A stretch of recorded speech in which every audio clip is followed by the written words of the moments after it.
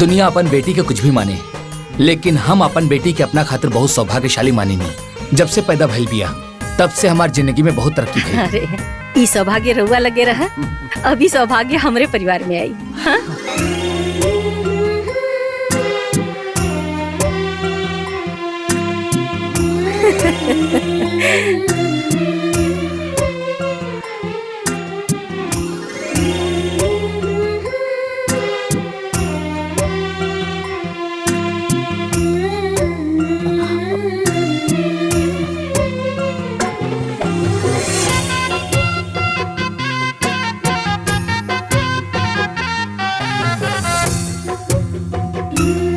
बेटी जा गोड़ लागले।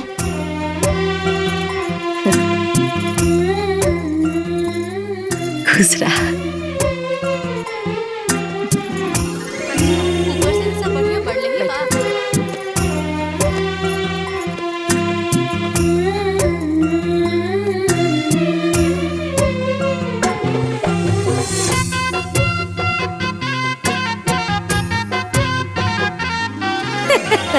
ए बिटिया खूब बढ़िया से चीन ला, हम बनी तोहर होखे वाली सास, ई बने तोहर होखे वाला पति। बिटिया हमनी के तू बहुत पसंद बाड़ू, हमनी जा तोरा के पसंद बानी जा।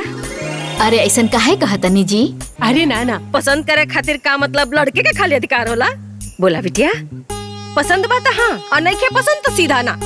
देख ला, देख ला। अरे हमरा के देखे हाँ नहीं के करा भाई, करा के देखे इनके संगे जीवन बितावे के बाद। बोला बिटिया पसंद बाड़े ना?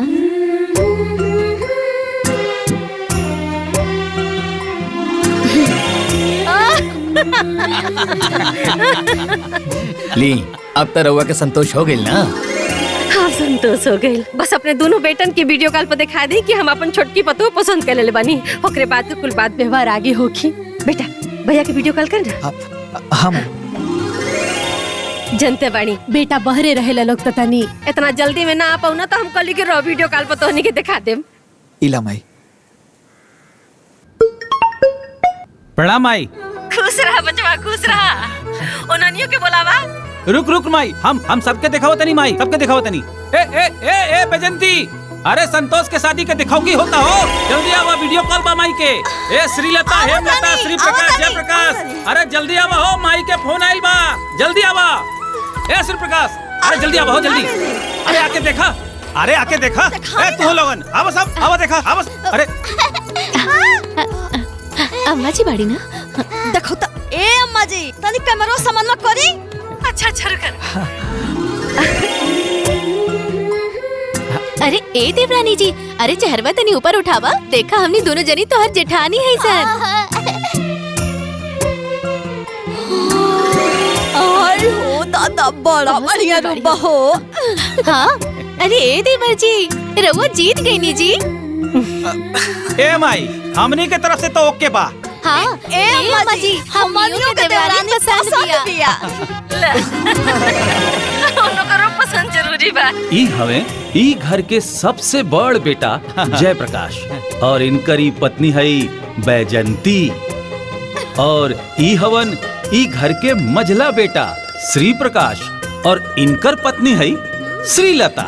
दोनों सगी बहन बाड़ी लोग, और इनकर एक एक बेटा बाड़े, चुन्नू और मुन्नू। दामाई। अच्छा भैया, ये रिश्ता हमनी के मंजूर बा।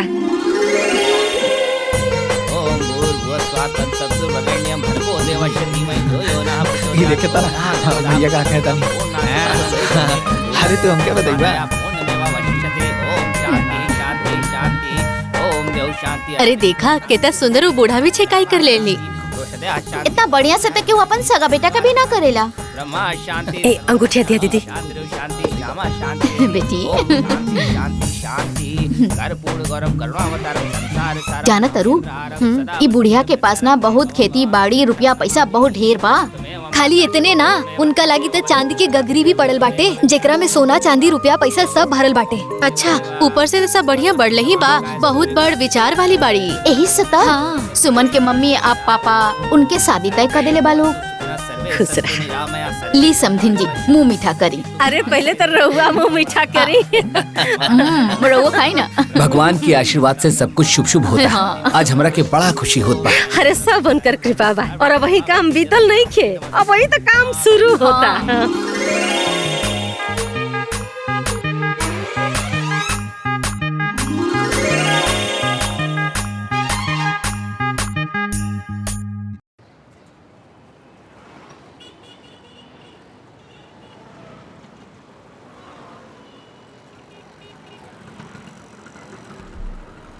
अरे बस बस बस रुक दा रुक दा।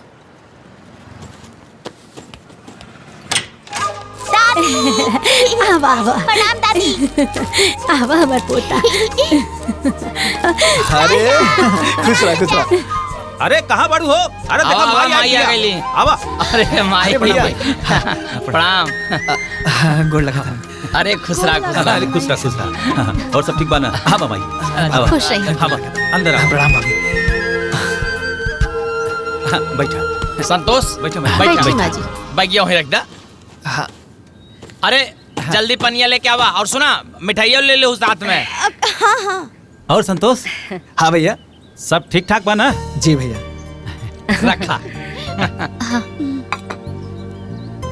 का ए देवर जी? अरे देवरानी पसंद आई नी की ना? अरे ए दुल्हन 3 बेर हुरपेटनी तब जाके हाँ कहलस। ए अम्मा जी जहाँ भी आवा हो जाई नू तहाँ खाली हाँ हाँ करिए ना तो मुँह से निकल पे करी। अच्छा माई आवे में कोनो तकलीफ तो ना भइल ह? अरे ना बेटा, संतोष के रहते हमरा कोनो तकलीफ हो सकेला? चाचू चाचू चले ना छत पे खेले के। अरे हाँ चलो चाचू। अरे बड़े दिन बाद चचा पौले है, जा जा तनी खेला। हाँ, अच्छा चलो चलो। जा। मजा आएगा। ए माई हाँ बेटा। पनिया पीना ले। ले पकड़ खो। तुम खो। ए माई पहले तू खा ले माई।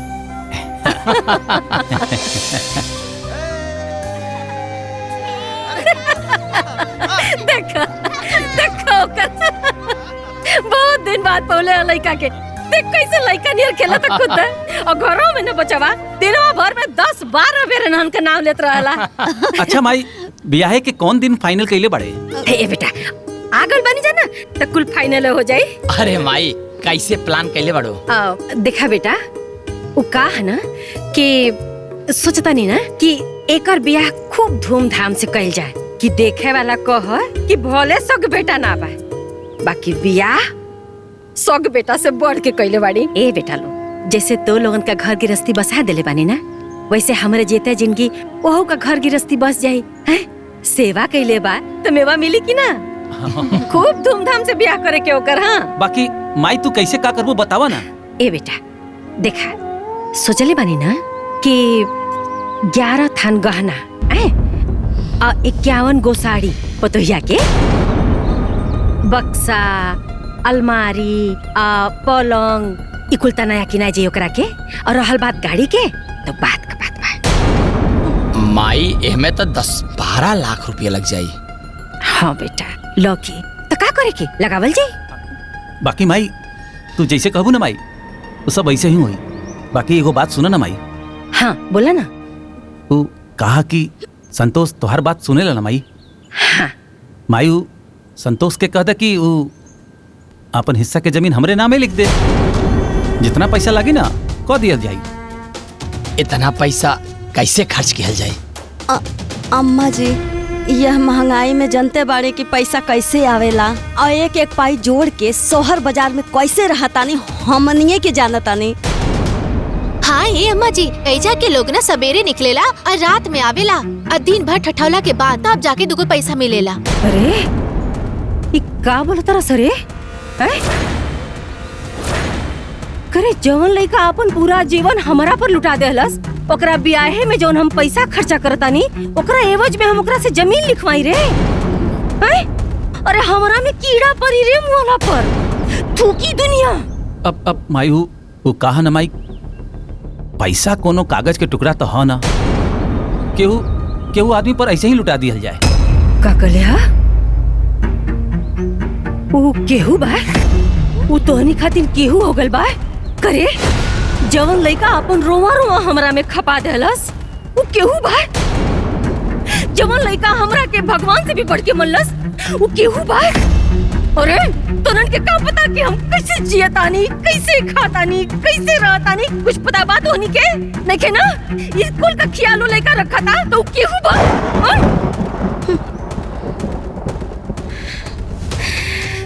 धिक्कार बात होनी के छी हमरा के तो लोगन का ये बात तनको निमन ना लगल। माई ऊ कहा कि तू माई अपना हिसाब से सोचा ताड़ू, बाकी हमने सब अपना हिसाब से सोचा नहीं ना माई। अब इतना पैसा केहू पर कैसे लुटावा जाए? बाहरे हमार बेटा पतो लोग शहर में आके तो लोगन का ममता ही मर गई रे, इंसानियत सड़ गई। अरे पैसा खातिर तोहनी का हित ना तो रिश्ता ना तो तोड़ता रे। हमरा पास भगवान का देहल बहुत संपत्ति बा बेटा, ओकर बियाह हम आन बान शान से करब और तोरा से हमरा के कुछ नहीं के चाहत। बस तुम लोगन से इतने विनती बा कि बियाहे में आ जाइए लोगन, ताकि वो बिन माँ बाप के बच्चा की ही ना लगे कि ओकर भैया भौजी स्वार्थी हो गइल बाटे। ओह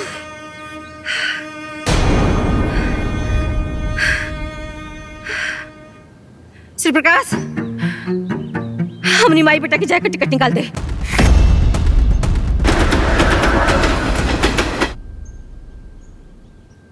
अरे बैजंती जल्दी ले आवा नाश्ता, लेट होत बा। देखा तानी एगो गैर लड़का खातिर अपना सग लड़का से यानी रउआ लोग से माज के खिसिया के चाहिए। हाँ अब बताई लोग महाजी पैसा लुटावत है संतोष के ऊपर, आ चोर बेईमान हमनी के कहत है। अरे कवन माई अपन सग बेटा पतो साथे ऐसे करेले बताई। अरे तने ना बियाह करनी तो लड़की देखे गनी ता हमनी के पूछनी ना तो गांव वाले की तरह वीडियो कॉल करके दिखावल जाता। भैया माई भी ना ओकरे साथे रहत ओकर स्वभाव बदल गइल बा। अरे नहीं रउआ लोगन के प्रति ना उनका के माया ममता खत्म हो गइल बा और ये बात रउआ लोग मान ली। अरे तो खत्म ना होखी, उ संतोषवा गांव में बैठ के जोतना पट्टी पढ़ावता बस ओतने माजी पढ़ता नहीं। अरे छोड़ा ना यार, हमनियों को जौन मन करे तौन कल जाए। अब इतना पैसा बेसी नहीं खे कि माई के कहले पर फेंक दिहल जाओ। ए भैया चलो हो, चलो। अरे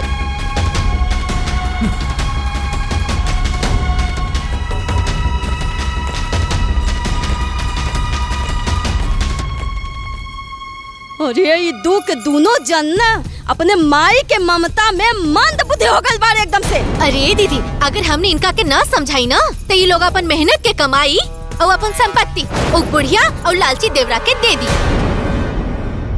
कहो कलवा पे पाठ यादव का लिखले बाड़ा, पाठ मिश्रा हो ना। अरे तार काट के ठीक करा। अरे खाली कार्डवा लिखब लोग, ले गरम गरम चाय पी ली। अरे पहुना अपना जीवन में रउआ कितना बरात कैले हो खब? बाबुआ हमके याद त नहीं बा, तब्बो 1000 से तो ऊपरे होई। अब दूसर का देखे के बाद देखा ये घर में देख ला। संतोष के बड़का बाबूजी के बारात कैनी, संतोष के भाई जयप्रकाश के बारात, श्री प्रकाश के बारात और अब और संतोष के बारात। अरे मामा फूफा की उम्र देख के तो क्या नहीं क्यों बुझात? शिव प्रकाश के बियाहे में रउआ तो लौंडा साथे नाचले रहनी। अरे तो अभी कौन बिगड़ल बा, छमक छलो बन के आओ तोहरो साथे नाचब हो।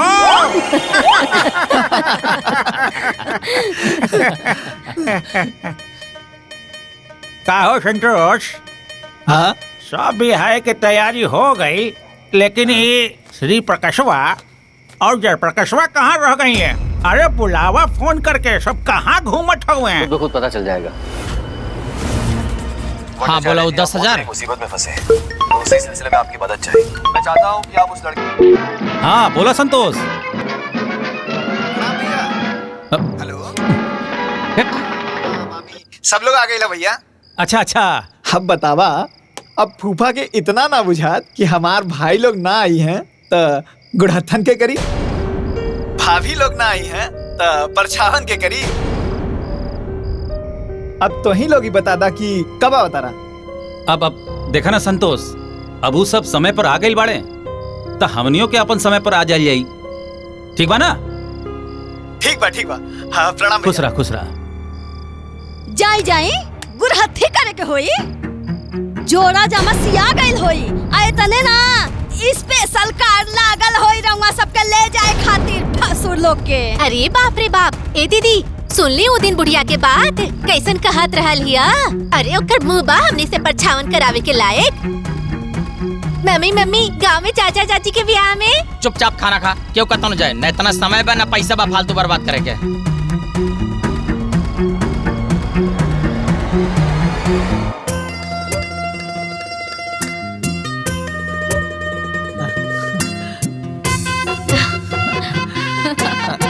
हाँ, आवतानी बुढ़ो के बोला के। भाई देखा, अरे रोम होम दही हल्दी अब बिल्कुल हमरा के ना लगी। हाँ बता दे। काहे ना लगी? हाँ। अरे रउआ के स्पेशली रंगे के लिए आइल बानी। मनोरंजन ठीक ना होई। रंग जाए। यही खातिर हम ना आवत रहनी। हाईली नहीं हल्दी लगावे से पहले इन नौटंकी शुरू कर देली। हो गई मैं लालू तोरा हमरा साथे। हमरा साथे आई। बाबा क्या संतोष, अरे तो हर बड़की माई नहीं दिखाई देता रही। माई अरे अभी यह तो रहनी माई।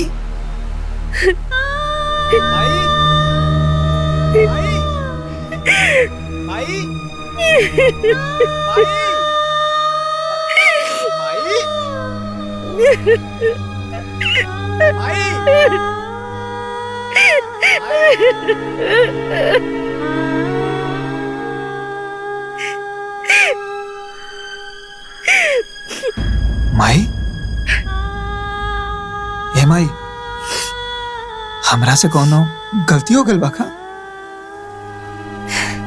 नहीं रे बेटा, तोरा से तो कोनो गलती हुई है नहीं की सकत। तोरा की बहुत बुरा लगत हुई ना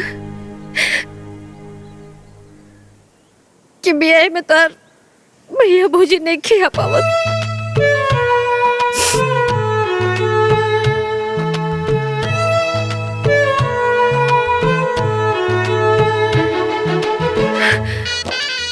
हमार बात सुन न गोरका। गोरखा नाम आई, संतोष बोला। ए बेटा, हमार बात ध्यान से सुन।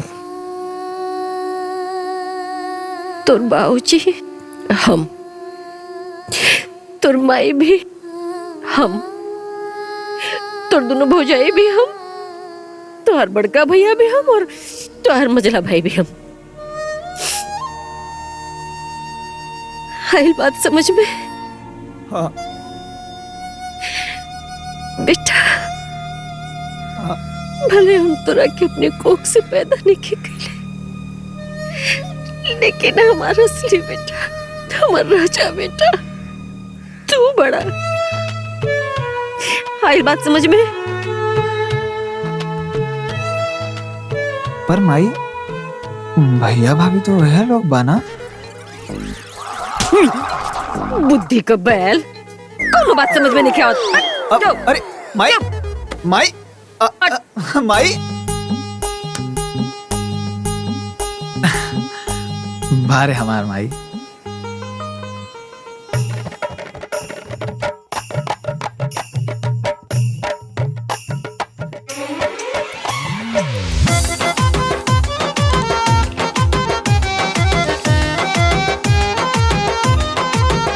पियर पियर हरदिया चढ़न लागे, पियर पियर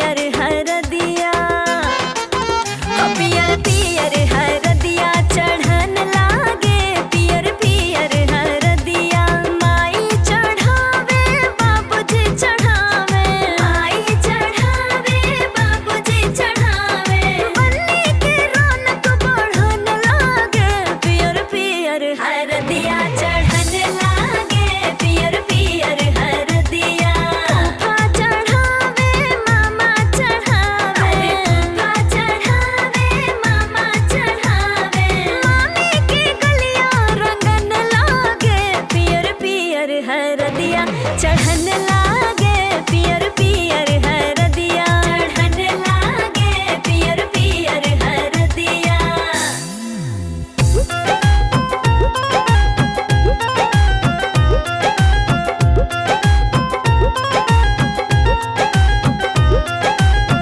ऊंचे ऊंचे मोड़वा छवई हाय बाबा ऊंच होई नौआ तोहार जी ऊंचे ऊंचे मोड़वा छवई हाय बाबा ऊंच होई नौआ तोहार जी अरे हरियर बांस लगवई हाय बाबा देखी है गौआ जवार जी हरियर बांस लगवई हाय बाबा देखी है गौआ जवार जी ऊंचे ऊंचे मोड़वा छवई हाय फूफा ऊंच होई नौआ तोहार जी ऊंचे ऊंचे मोड़वा छवई हाय मामा ऊंच होई नौआ तोहार जी अरे हरियर बांस लगवई हाय फूफा देखी है गौआ जवार जी हरियर बांस लगवई हाय बाबा देखी है गौआ जवार जी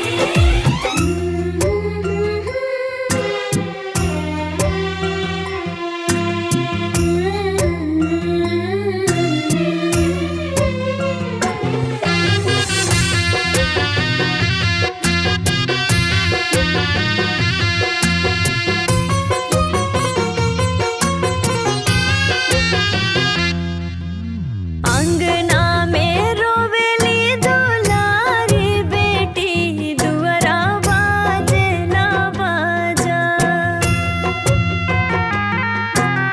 अंगना में रोवेली दुलारी बेटी दुअरा बाजे ना बाजा पियर सिंदूरवा सजाई के बिहने ले जई है राजा पियर सिंदूरवा सजाई के बिहने ले जई है राजा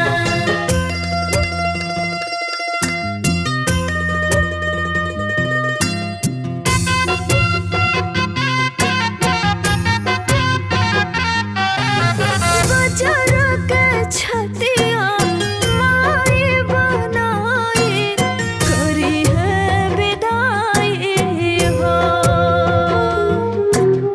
बाबूजी के अखिया के पुतरी बिटिया हुई है पराई हो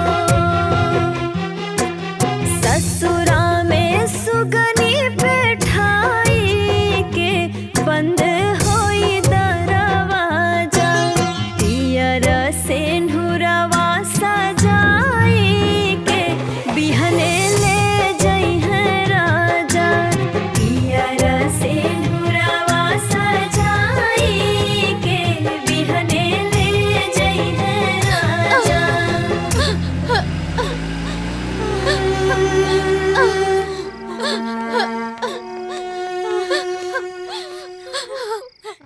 तनी लगावा बिरजू के फोन पता कल जाए बियावा भइल की ना।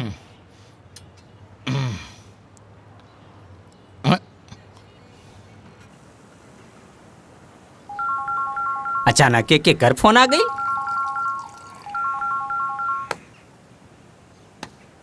हैं कहो संतोषवा के बियावा भइल? अरे खाली बियाह ना भइल बहुते धूमधाम से बियाह भइल और जानत बड़ा हमहू बाराती गइल रहनी।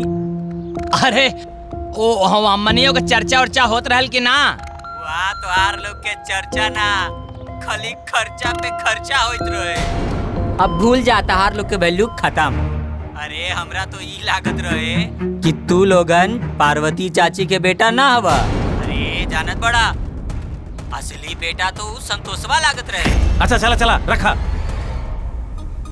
सही बात बोलला पे ना सबके बुरा लागेला। चला चला ज्यादा ज्ञान मत दा। हाय लपिया। हाँ सुन लेनी राउर लोग के कौनो वैल्यू नहीं खे। अरे वो बुढ़िया यानी राउर लोग के माई तक कुकुरों से नीचे रखता रहूंगा लोग के। अरे तो यार हमनी के वहाँ गईबे ना कहीं तक कहाँ से ही कुल। अरे तो रउआ लोग ना जाए के सपनवो ना देखी, काहे कि ना आपके माई के मत्ती मारल गइल बा, मत्ती मारल गइल बा। मम्मी मम्मी हमार पेंसिल नहीं क्या मिलत। अरे हमनी के सारा संपत्ति चल गइल आ तोहनी के पेंसिल के परल बा। जा लोग पढ़े, बाद में देहब। कौन हलवा है का संपत्ति चली जाई? ये चीजिया मन में लेके बैठल रहा। अरे जमुना दिन कुल हाथे से चल जाई ना वही दिन बुझाई। चल रे। हाँ चलो। चाय पी है। चवा ला पिया चाय, चाय पी। ए गोरका। गोरका ना माई, संतोष बोलल करा। अरे वो है रे, दुल्हिया कहाँ बिया? अरे वो हाँ वो तेल गरम करत तारी, वो अजवाइन और लहसुन डाल के। आज वह तेल तोहर गुड़ में मलाई और तोहर सारा दर्द ठीक हो जाए। अच्छा माई, हम तोहरा से कितना कहली कि हमरा के संतोष बोलल करा, तू कब्बो ना बोललू। खाली माई से झगड़ा करला, झूठा।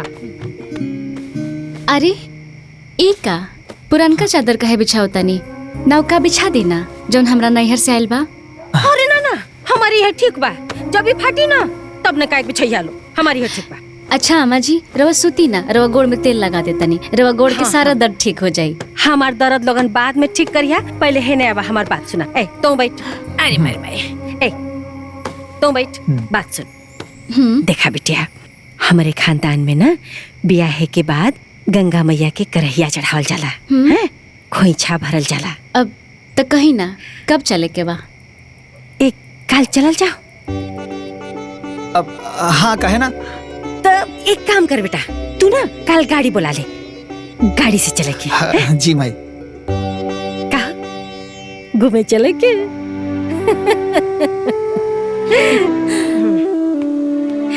चल चला नहीं तो देरी हो जाए। अरे गोरका जल्दी आ रही, देरी होता। चल चल चल आवता नहीं माई। बैठा बैठा। ए गोरका, अरे सैतिया बीत जाई, चल रे। हाँ माई। गोरखा नहीं माई, संतोष बोलल करा। चल चल, क्या बढ़िया बनकर। रुका पहले दरवाजा बंद करी। ये होगा। आओ। हाँ ये। हाँ। धर जल्दी धर। रख दे ली। सैतिया बीतल जाता। जल्दी जल्दी बैठ बैठ। चल चल चल चल भैया। ये लोग कहाँ निकल गए?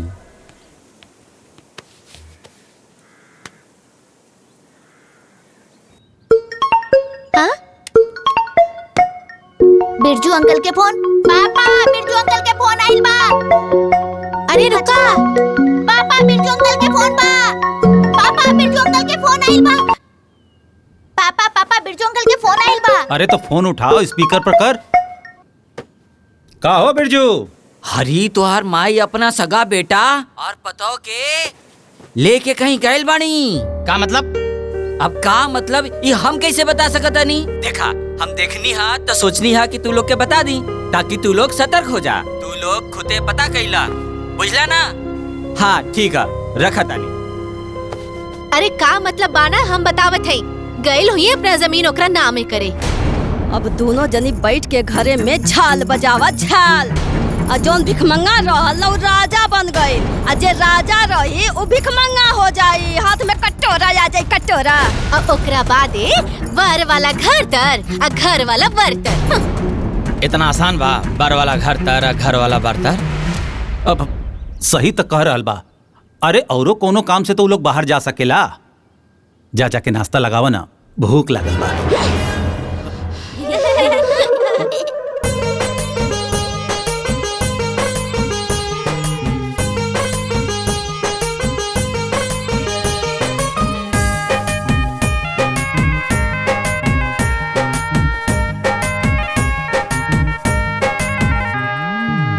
जुड़ा जुड़ा पिया रे सिनुर टिकुलिया रौरा चरण में चढ़ाई। जुड़ा जुड़ा पिया रे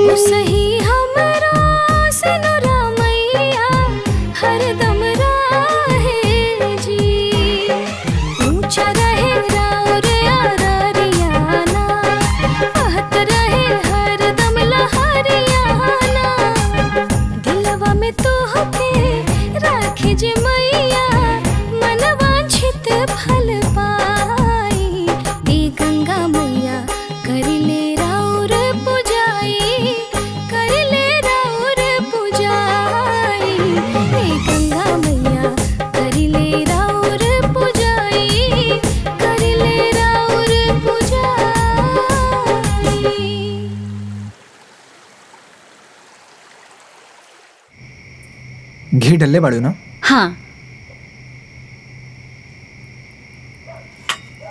अब अम्मा जी दूध अभी लिया दे कि खाना खैला के बाद पिए? बाद में पिए। अच्छा। ए तुम खो। अरे माई तू खा ला, हम बाद में खा ले। अच्छा दुल्हन। हाँ ये का खाना लगावा था। अच्छा आओ। सुना अचार मत दिया करा के, अचारे का बड़ा शौकीन लड़का बाई। अच्छा ठीक बा। हाथ धोआ।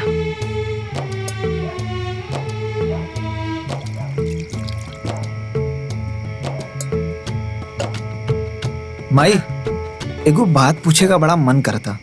पूछा बेटा। ई भैया भाभी हमरा शादी में काहे ना आइलन? अच्छा कैला जी आज ही सवाल कह लेला। तोरे ब्याह के दरमियान तू इतना खुश रहला ना बेटा कि हम ये बात तोरा के बता नहीं बोली। बाकी अब बतावल जरूरी बा। तोर भैया भौजी ना बेटा निहायत स्वार्थी हो गए बाड़े, बदल गए बाड़े। जानता रे तोरा ब्याहे में जवन खर्चा भइल रहे पैसा ना, ओकरा बदले में तोर जमीन मांगत रहना सा। अरे हम उन्हन की बड़ी धिक कर ली, बहुत डटली। ये बात सुन के हमरा के बड़ी सदमा लगल बेटा। करे हमरे कोख से इतना नीच विचार वाला लड़का पैदा भइल बड़ा सा। धिक्कार बा हमरा के। वही दिन हमरा दिल से उतर गई ना और एकदम त्याग दे ली। और वही दिन ही फैसला ले ली बेटा कि हमारा असली बेटा तू बड़ा, हमारा असली पतो ई बाड़ी। ये घरे का जितना भी जवन भी संपत्ति बा ओकर मालिक तू बड़ा और ये घरे का मलकिन ई बाड़ी। माई पर भैया भाभी लोग तो उहे लोग बा ना? हाँ बात तो सही करला। भैया भाभी तो उहे लोग बाड़े। इन्हें आवा दुल्हन। हाँ थाली उठावा। उठा ला। आओ। हाँ? आवा बेटा आवा। है आवा। हाँ आओ। बुद्धि का पैदल कौनो बात दिमाग में घुसल ना करे, चाहे इन्ने से बोला चाहे उन्ने से। बक जो तोरा संगे हमें खाए के नहीं खे। अरे अम्मा माई चुप। माई माई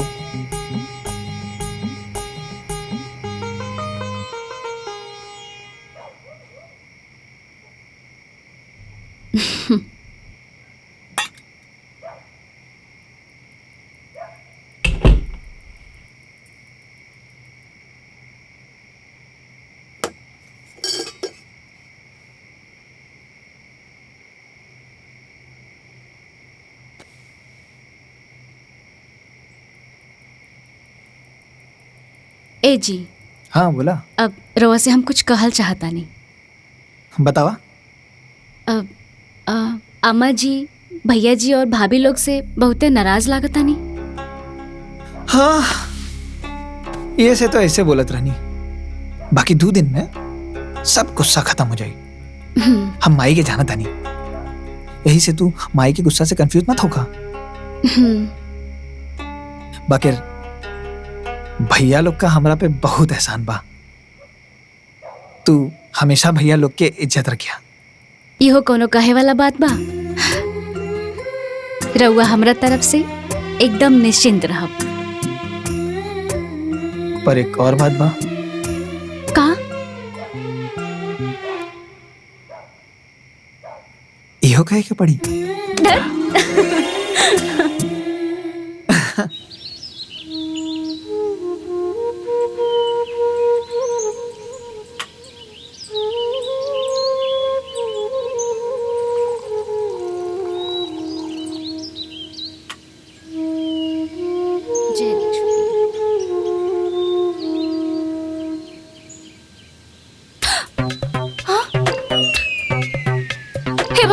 चाय जय तुलसी मैया।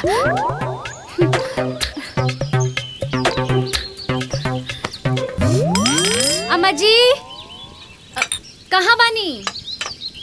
चाय बन गइल बा। कहाँ बानी? अरे ई अम्मा जी दिखाई नहीं देत। दरवाजा भी बंद बा। अभी ले सूतल बनी का? अम्मा जी, अम्मा जी, अम्मा जी। अरे अम्मा जी 8 बज गए, अभी तक सूतल बनी रहुआ। उठी ना अम्मा जी, उठी ना अम्मा जी, उठी ना। ए अम्मा जी, अम्मा जी।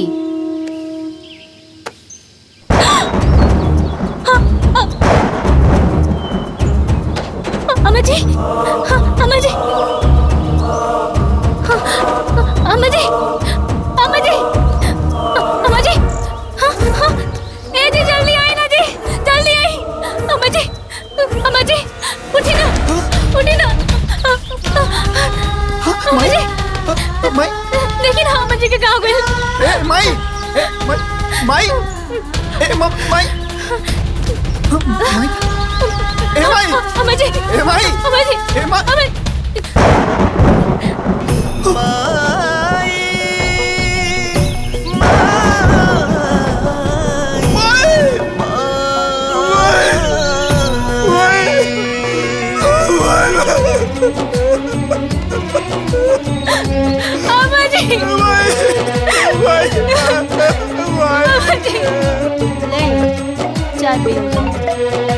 उठाई मत एकदम, रखे फोन।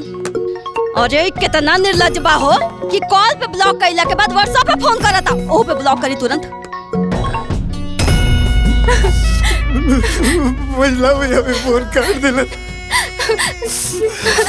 एक काम करी ना, छोटका भैया को फोन लगाई।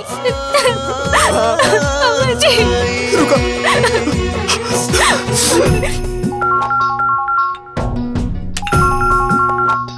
अरे हमरे पे व्हाट्सएप कॉल करता। रंगो ब्लॉक करी तुरंत।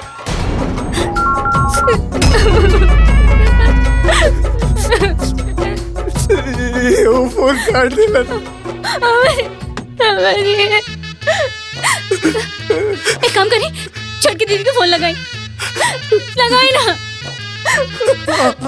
अम्मा जी,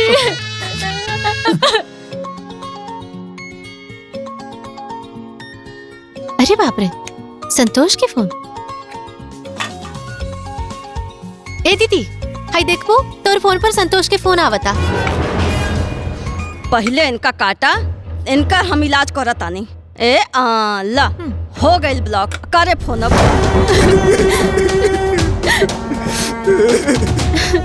कहो भैया, संतोषवा पगला गइल बा का? सबके फोन पे दनादन फोन चाप रहल बा। अरे वो लोग ना ही पगलाइल बा, वो लोग हमनी के पागल समझता, समझनी ना?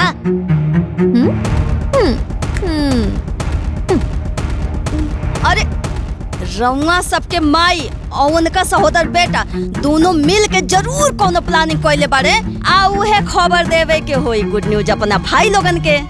एही से उ दनादन फोन पे फोन करता। ए दीदी, हमरा फोन पे फोन आवे ओकरा पहले ही ब्लॉक कर देता। ठीक कैली है। चला सब लोग ब्लॉक कर देला ना। हाँ बहुत बढ़िया। शांति वनस्पति शांति विश्वदेवा शांति ब्रह्मा शांति सर्वलम शांति शांति शांति रामा शांति रेडी ओम शांति शांति शांति। अरे इतना बिरजू के वीडियो कॉल आवता हो। उठावा। अब 2 मिनट रुका भैया, तो टिकट बुक कर दे। का हो बिरजू?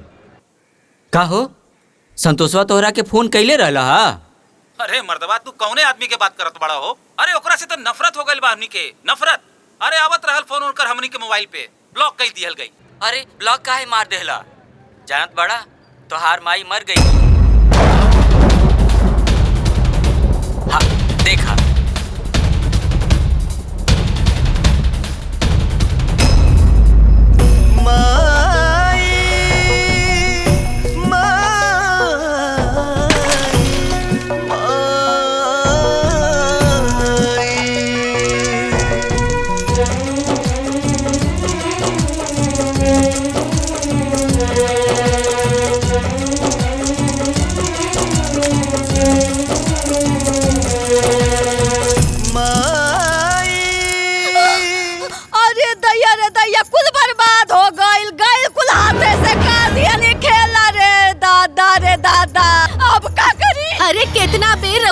से कहले रहनी है कि घर हो जाके देख ली, लेकिन दिन रखत रखत सब लुटा गई, गईल सब हाथे से कुल। अरे गहना जेवर चल गए, रुपया पैसा चल गए, खेत बाड़ी कुल चल गए हाथे से। अरे ए दीदी, चांदी के कलश वो तो गईल, आऊ में के रखल सोना चांदी के सिक्का गईल, चल गईल सब कुछ। अरे गईल हाथ से। अरे इतिहास में लिखा जाई कि अपन माई गैर बेटा खातिर जीते जी कूल कर दिलस और अपन शौक बेटा के बर्बाद करके मर गईल। अरे चुप रहा लोग, अभी कुछ ना बात बिगड़ल। जयप्रकाश। जी भैया। गाड़ी बुलावा, गांव चले के बाद।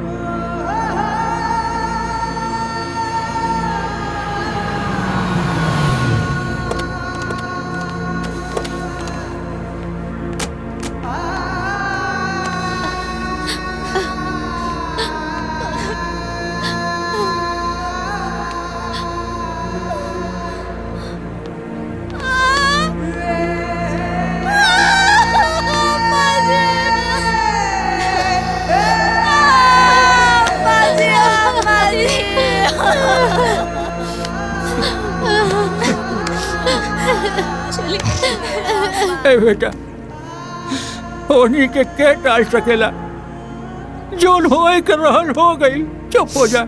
हर बेटा के माँ बाप एक दिन छोड़ के चल जाले, इतना उदास नहीं क्यों हो के, चुप हो जा बेटा। अचानक से सब घटना कैसे हो गई संतोष? हमरा खुदे समझ में नहीं आवत भैया। माई एकदम ठीक रहनी,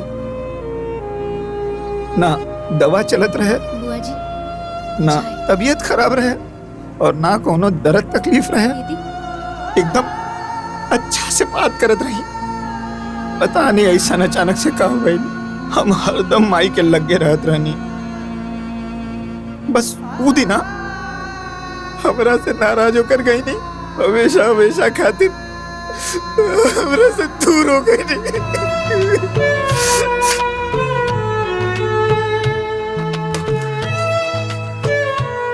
रोज सुबह जब हम चाय बनावत रही तो आमा जी आके हमरा लगे बैठ जात रही, लेकिन ओ दिन ना आईनी। हम 3-4 बार आवाज भी देनी, लेकिन फिर भी ना आईनी। सुबह के 8 बजत रहे, हमके लागल कहीं आमा जी के तबीयत नहीं है ना खराब। फिर हम अचानक देखनी कि दरवाजा बंद रहे। फिर हम चाय बनावल छोड़ के आमा जी के लगे गईनी। वहाँ के 3-4 बार जगवनी, लेकिन फिर भी वहाँ के ना उठनी। फिर से हम जगवनी, तब तक अचानक वहाँ के हाथ दम से नीचे गिर गए। फिर हम बहुत घबरा गए रही। फिर हम यहाँ के आवाज देनी, यहाँ के आईनी, आमा जी के हाथ पैर के छू के देखनी। तब तक पता चला कि आमा जी हमने के बीच ना रहनी। अरे आमा जी कैसे छोड़ के चली गई आमा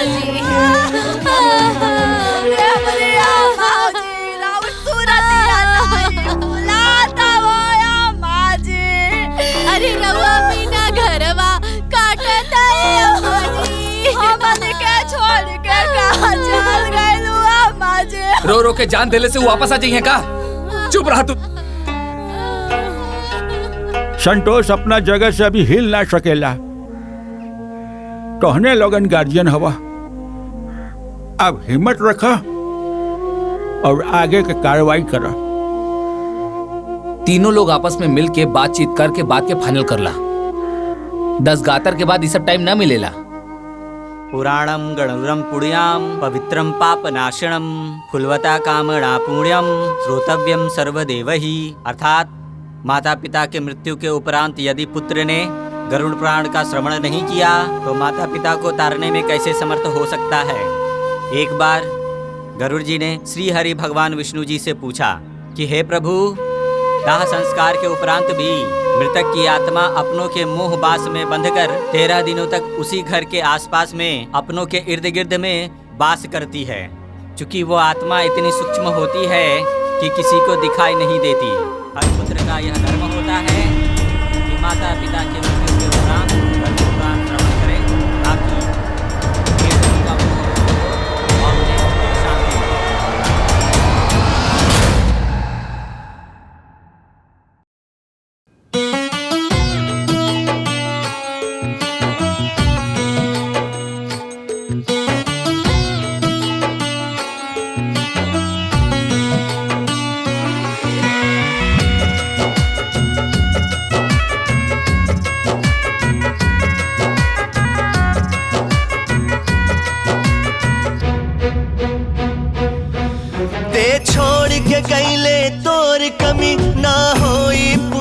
रे माए ते छोड़ के गईले तोर कमी ना होई पूरा रे माए तोरा बिना ई जग में रहे अधूरा रे माए तोरा बिना ई जग में रहे अधूरा रे माए माए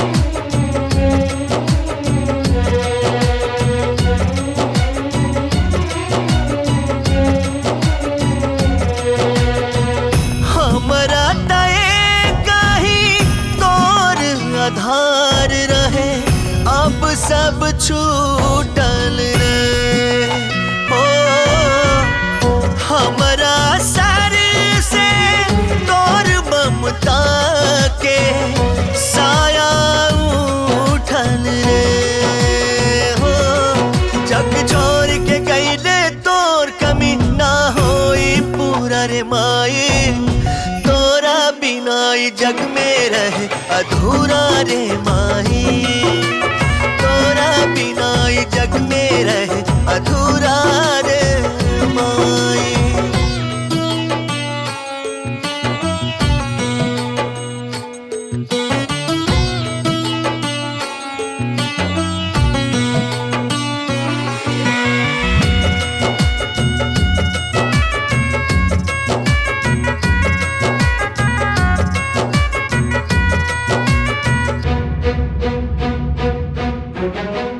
अंगूरी धरा वालो दुनिया देखा वालो छोड़ के चल गई हो जन्म से हमारा जुड़ल नाता तोड़ के चल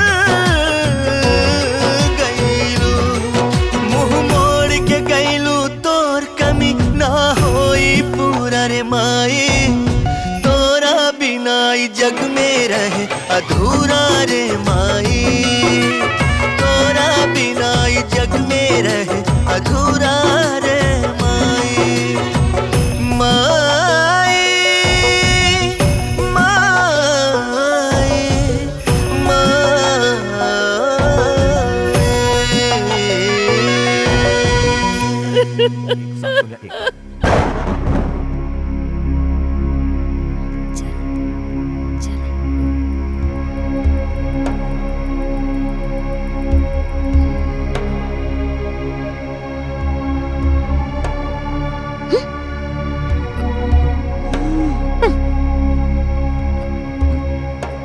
संतोष, हे संतोष। हाँ भैया। बाबू, अब माई के अंतिम समय में हमनी के रहनी जाना। अब अगर माई के कोनो अंतिम इच्छा रहल होके तो बतावा ना। माई हमरा से भी कुछ ना कह पाऊनी। अच्छा, माई के साथे तू दोनों जना रहत रहला ना? तो माई के गहनवा, जमीन के कागजात और बैंक के पासबुक और चांदी वाला कलशवा कहाँ बा? का भैया, ये सब बात करे के यह उचित समय बा का? बाकी जानल जरूरी बा ना हो। हाँ तो जान जाई बानू, काहे घबराता रहा? कहाँ ले रवा लोग के आमा जी के बढ़िया से श्राद्ध करे के बारे में चर्चा करे के चाहिए, बढ़िया से उत्तम कांड करे के बारे में बात करती, लेकिन रवा लोग आवते ही धन दौलत जमीन जायदाद के बारे में बात करे लगनी। दुल्हनिया ठीक कहतिया, अभी इस सब के बात करे के का जरूरत बा? अरे श्री प्रकाश, ये सब तू का बात कर रहल बड़ा? अरे वो सब कहीं भागल जाता का? देखा भैया, ये सब धन संपत्ति, गहना गुड़िया, इस सब पर चर्चा सीधा श्राद्ध के बाद हुई।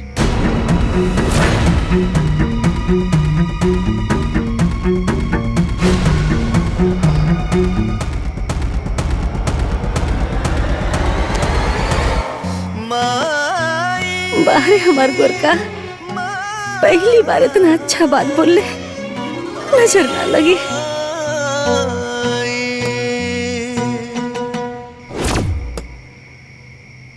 देख ल कमीनवन के कैसे बदल गईले हैं। अरे उन्हन के मन में बेईमानी समा गइल बा, बेईमानी। अरे सही कहत है दीदी, आई दोनों मरद मेहरारू के मिली भगत है।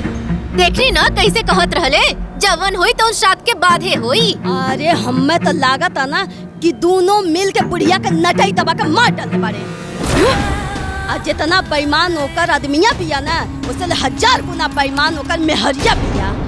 और अगर ऐसे बेईमानी बुढ़िया के मन में रहल होई ना, तो ओका तो भगवान नरकों में जगह ना दी है। रउआ लोगन के भाईचारा निभावे के बा त निभाई, लेकिन हमनी के ना श्राद्ध तक इंतजार ना करब, बता देत हई। अरे तो का चाहत पड़ू? हाँ का करबू लोग? का करब? अरे हमनी के एक एक पाई के एक एक संपत्ति के पता करके रहा। हाँ, का लगता रउआ लोगन के कि हम अपने संपत्ति पा वो दोनों भिखारी के राज करे देव का? अरे जमीन के पूरा कागजात, सास के गहना, चांदी के कलश और तो और बैंक के पासबुक, एक एक सामान घर से निकालब। और जैसे ही श्राद्ध खत्म होई ना, दोनों के घर से निकाल दे, पहले बता देता नहीं। अरे ऐसे कैसे निकाल दे? अरे उन्हन दोनों के तो लतिया के घर से निकालल जाए। हे भाऊजी देखा, हमनी के झगड़ा झंझट ना कइल जाई, ठीक बा? को भैया गांव समाज में जौन मान प्रतिष्ठा इज्जत बा सब मिट्टी में मिल जाई। सही कहा तारा। तब ऐसन करल जाए कि सांपो मर जाए और लाठियों न टूटे। मतलब करण अर्जुन, हमार करण अर्जुन, एक बार दोनों आ जाए ना तो सब ठीक हो जाए, बुझाइल?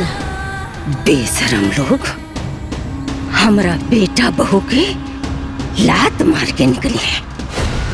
अभी लोगन की सबक सिखावे की पड़ी। आवेदा करण और अर्जुन के।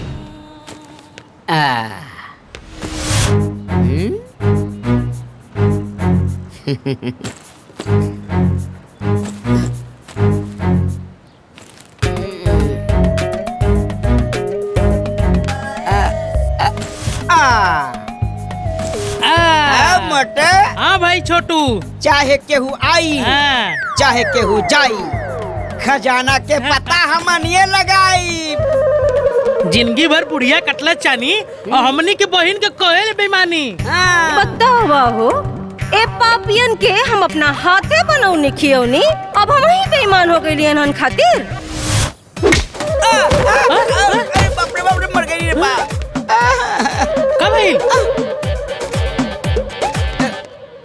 बदतमीज इंसान, कामीनों के खानदान काय करता रे हमनी के परेशान। हल्फा मचा दे, गर्दा उड़ा दे, ऐसा घुसा मारा कि धरती धरा दे। ए छोटान, ज्यादा बोला मत, न तो उठा के फेंकब तो गिरबा गांव के बोरी, ठीक ना? हमनी के लाठी कब्बर नहीं हजा हैं? ज्यादा भैया, चला चला चला। छोटू, बाकी लोगन के बाती पर ध्यान मत दे, सीधे खजाना पर ध्यान दे। मुटका तो समझदार हो गइल बा। छोटू, खोजे के बाद खजाना और वो दोनों जाने के देवे के बाद सजा। पर जीजा जी के बनावे के बाद राजा। ओ, पेट हाथी के अमुह बाछी के।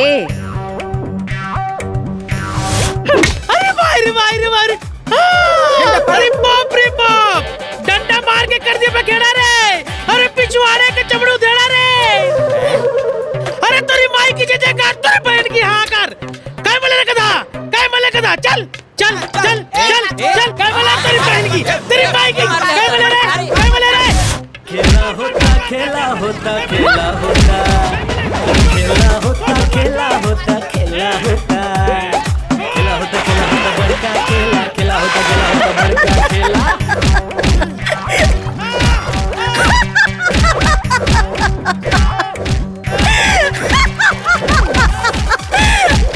छोटू और मोटू, अब ही नहीं झांकी है, पूरा फिल्म तो वही बाकी है।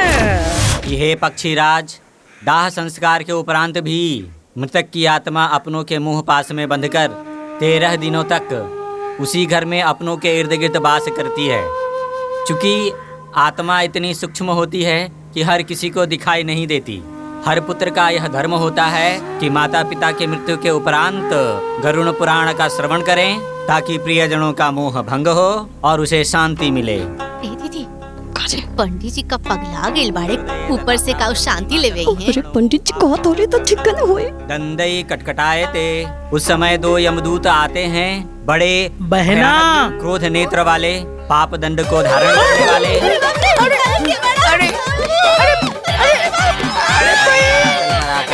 बहना हम मुटका जीजा हमके पहचानत हुआ, हम तो हर सार मोटका।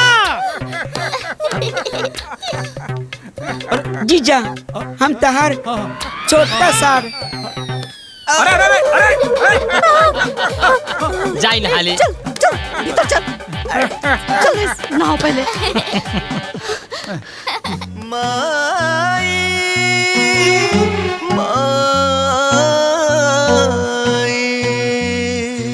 संतोषवा तो हमने से बेईमानी को दिलिस भाई। तार भाई तो कंगाल हो गइल बा। अब बहिन तक कंगाल भइले भइल, साथे साथे तो हर जीजा लोग भी भिखमंगा हो गइल बाड़े। सरहू के छोड़ल ना जाई, कौनो साजिश रचे के पड़ी। ये दोनों नाग नागिन बन के सारी संपत्ति पे फन फैलाकर बैठल बाड़े। ओ मेरी बहना सुन मेरा कहना, भले ही बहुत लात खाए हैं, बाकी बड़े बड़े लफड़े सल्टाए हैं। अरे खजाना के ठिकाना बतावा और समस्या से निजात पावा। जल्दी आवा जल्दी।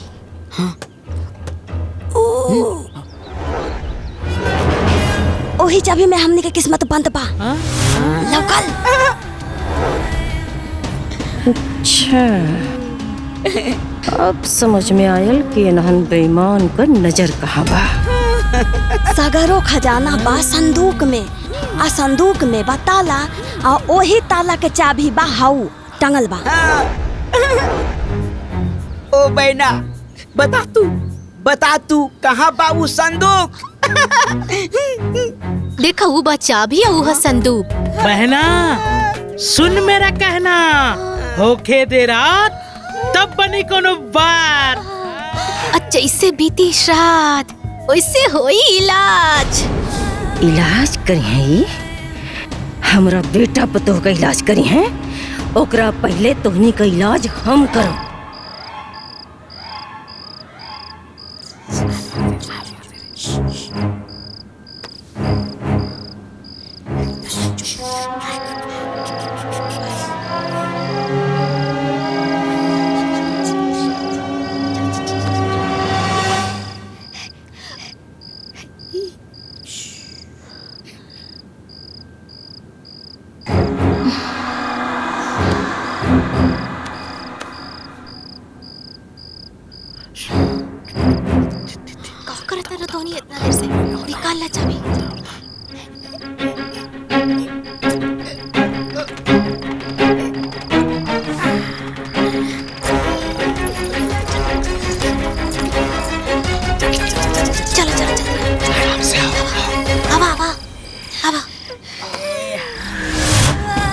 अच्छा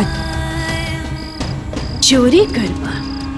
अरे बाप रे बाप, आता लगा था हमें पूरी दुनिया मिल गई। हाँ अपन सोना चांदी मटका एजा से निकाल के हमनी के फरार हो जाएंगे। अरे सब चोरी के प्लान बनावता, अभी बतावता नहीं लोगन के। अरे आराम से, चुप चुप चुप।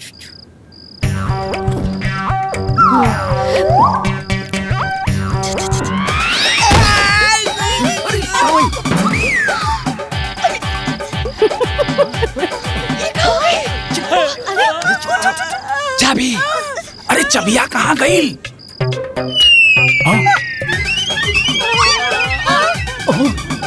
ससुरा बड़का शिकार करत रहला। पर एक ऊपर एक लगत खींच ला बचा। हे चुप चुप। हे पहले प्लान बनाओ कैसे चाबी उतरी। सोच कुछ।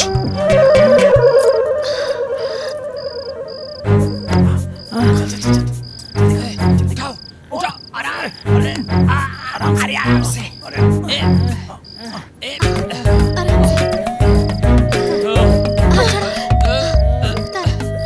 थोड़ा सा उठाओ नीचे से।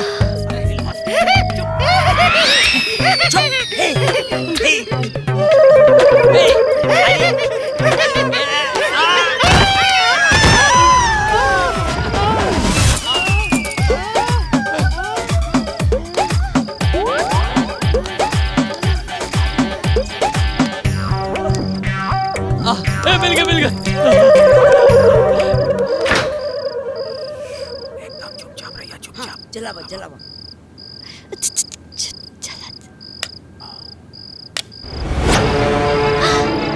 संदूक, सोना, चांदी, हीरा, जवाहरात, मटका, अरे गहना।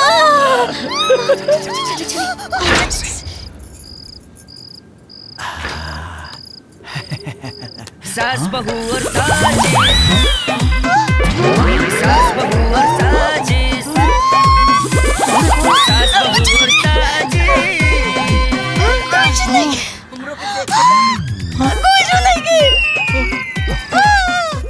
अरे डागा पड़ गई लो। अरे कुल रुपया पैसा ही सबका बच गईले। अरे जो ये बुढ़िया तो के पिलुआ पड़ी। अरे बुढ़िया तो के नरक में जगह ना मिली रे। बतावा हो ये हमरा के मुगलों के बाद सारा पता नहीं सो।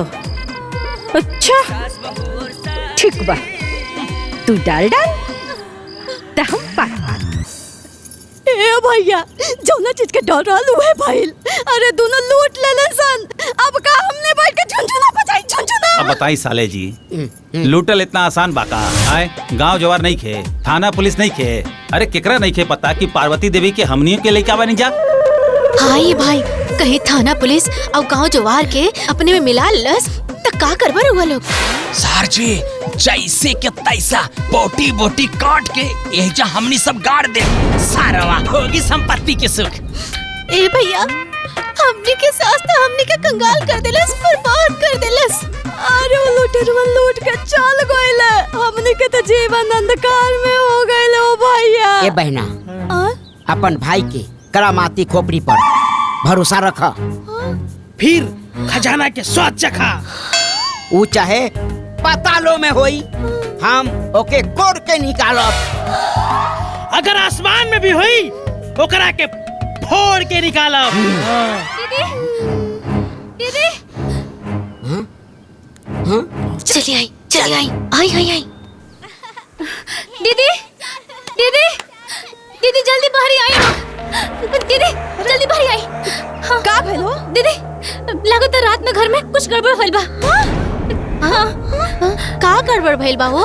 रवा लोग आई हमरे साथे, हम दिखाओ तनी। अब हम देखा तानी नू, आखिर गड़बड़ का भइल बा।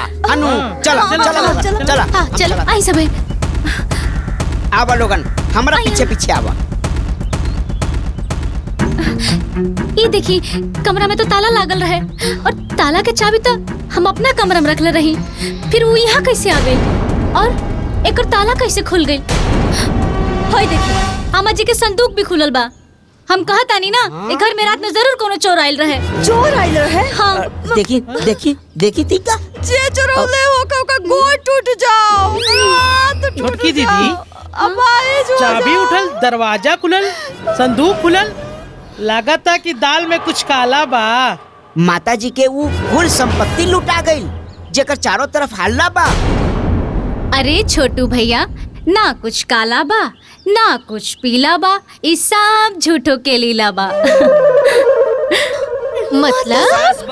मतलब ये है कि आमा जी के कोनो सामाने में रवे ना कल। ए छोटकी दीदी, तू तो कह देलू सब टेंशन आसान। आखिर कहाँ बा माता जी के वो कुल कीमती सामान? अच्छा वो कलसी, अच्छा वो माँ जी के सब गहना,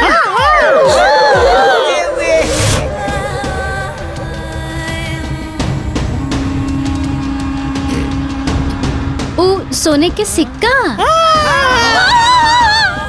वो सब तो राउत देवर जी रख ले। हाँ तनी हेने आवा तो। हाँ बस आवत नहीं। अरे अरे बता के चला। अरे हे भगवान वो के एक समय आवे के रहल। सास बहू और साजिश, सास बहू और साजिश, सास बहू और साजिश। कहाँ बानी जी? हम बाहर बरामदा में बानी। आवत नहीं। एक नंबर के बेईमान उ बुढ़िया बिया आ 2 नंबर के बेईमान उ संतोषवा बिया आ इतने ना 3 नंबर के बेईमान उ संतोषवा के मेहरियो बिया। बाप रे बाप, करोड़ के संपत्ति लूट के बैठ गए बाड़े। बाकी ये लोग का, अरे वो मरल की बुढ़िया भी ना पूरा संपत्ति हमनी के नजर से बचा ना पाई, देख लिया। मुआला से पहले अम्मा जी मुआला के बाद बुढ़िया ऐसा न होला का? अब का होई साले साहब, अब कैसे होई? होई बहना सुन मेरा कहना, ना चिंता ना फिक्र करियो, छोटकी के पीछे पड़ जाइयो। अब करे के बाजुबे खेल। अब होई वो दोनों के प्लानिंग फेल। गरीब माहौल तोहनी की जीना, निकाल दे तोहनी के पसीना।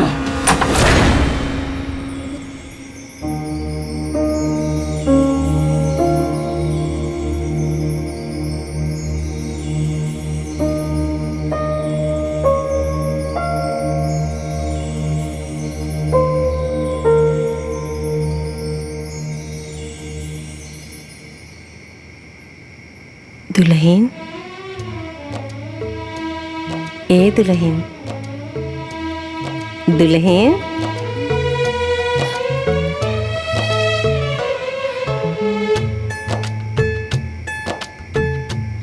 इतना अम्मा जी की आवाज है। हम तोरा से कुछ कह चाहता नहीं दुल्हन।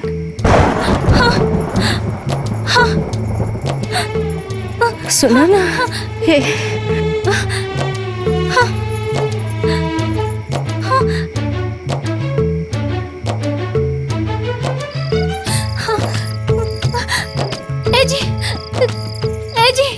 उठे ना। कहा भाई? हम अम्मा जी की आवाज सुननी है। हम क्या ऐसा लागल है कि अम्मा जी हमके बुलावत तानी।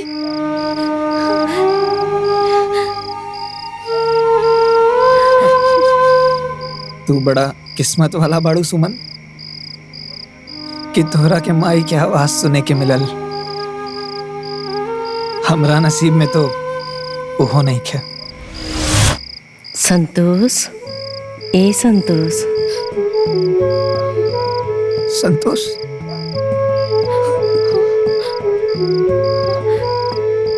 संतोष, माई, माई तुम हमरा के संतोष बोल लू? माई हमरा के संतोष बोल ली, हमरा के संतोष बोल ली सुमन, हमरा के ए माई, हमरा के गोरखा बोला ना माई, एक बार हमरा के गोरखा बोला ना माई, बोला ना माई। ए गोरखा,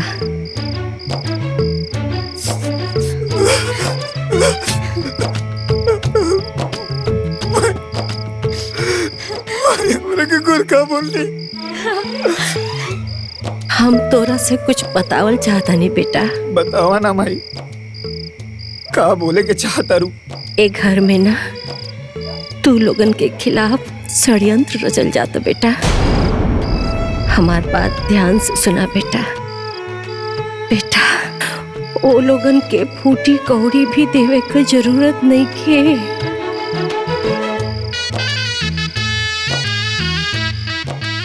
लेकिन माई, भैया भाभी तो उहे लोग हुआ ना।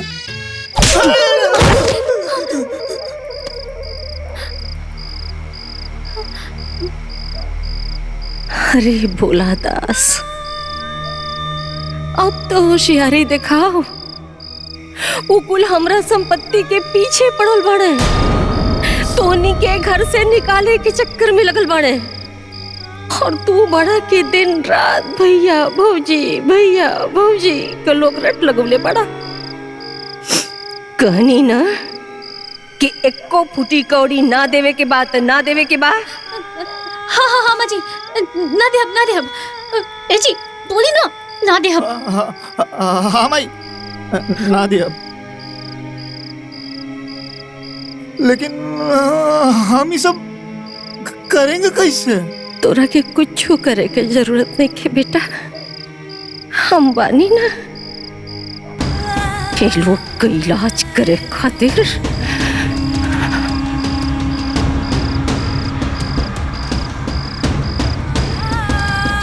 ठीक बा माई।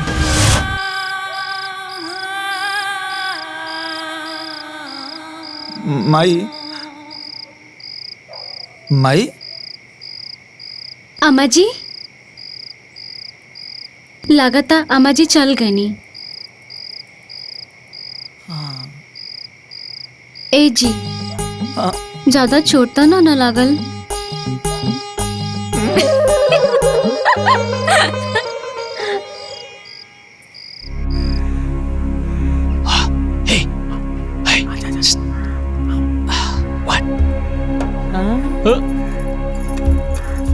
जाना तारू छोटको?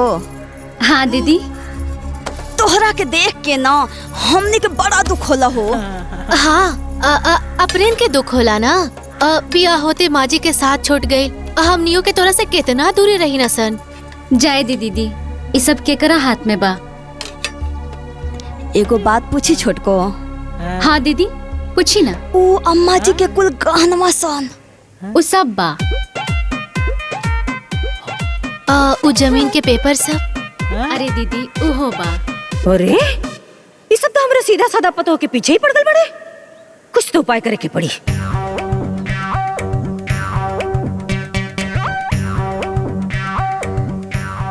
ए बहन, उ सोने का टिक्का और मोतियों के माला?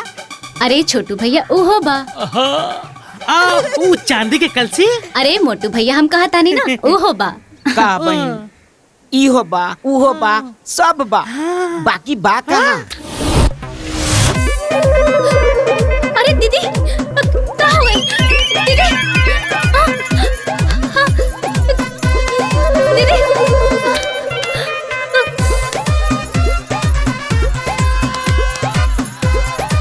हाँ अरे करंट। हाँ करंट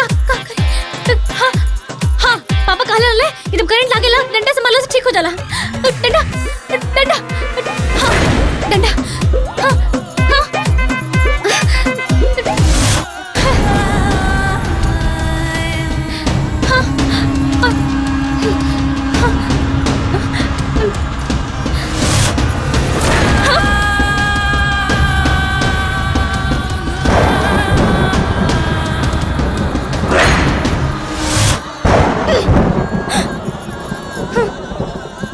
सास बहू और साजिश, सास बहू और साजिश, सास बहू और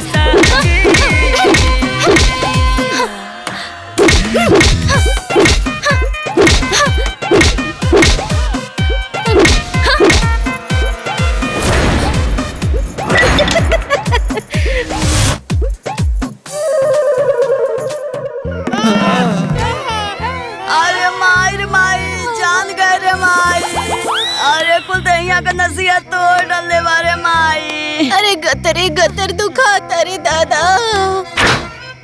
अरे दीदी ये सब हम जानबूझ के ना कहनी हा, हमरा के माफ कर दी रहुआ लोग। हम तो बिजली के तार पर मारत रहनी हा। ज्यादा मक्खन पॉलिश लगाउला के कोनो जरूरत नहीं के।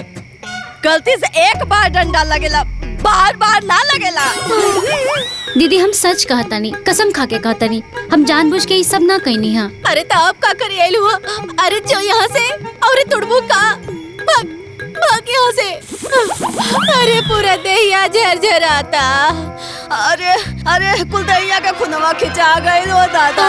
अरे पूरा दहिया जैसे हवा हवाई हो गइल। भाग यहाँ से। अब का खड़ी बारे? अरे बंद करी पहले, फिर आ जाए।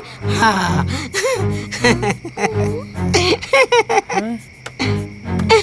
ए बहना, एक बात हमको याद आई।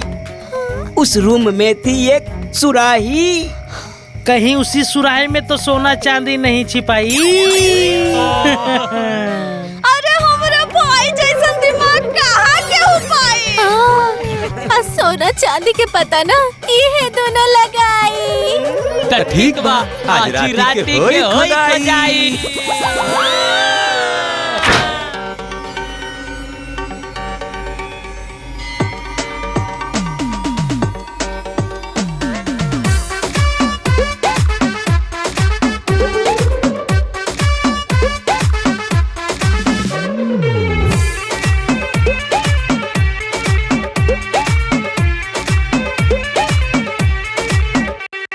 दोनों बहुरानी खूबे सयानी करे लगली मस्तानी। रंग ढंग जी देख बहू के सास भेली हली ठानी। दोनों बहुरानी खूबे सयानी करे लगली मस्तानी। रंग ढंग जी देख बहू के सास भेली हली ठानी। सास बहू के बीच में देखो नया नया झमेला होता। अरे खेला होता खेला होता खेला होता। अरे खेला होता खेला होता खेला होता। खेला होता खेला होता बड़का खेला। खेला होता खेला होता बड़का खेला।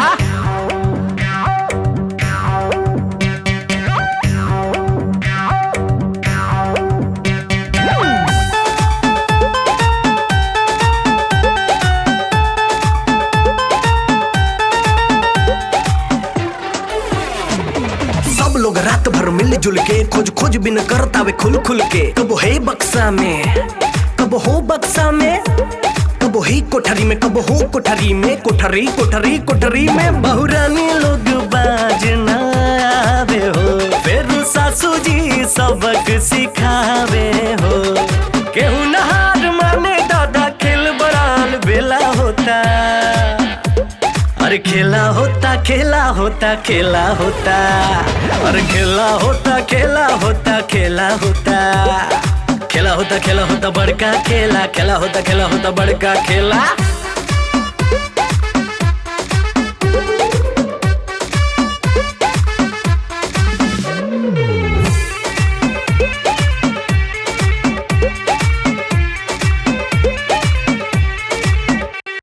रात भर चले हंगामा जी, खोज खोज खोजे खजाना जी। कब घर के भीतर, कब घर के बाहर, कब ताखा ताखा दर्जा दर्जा बोरा बोरी में। अब बहु लोग के पलान अब फेल होता जी।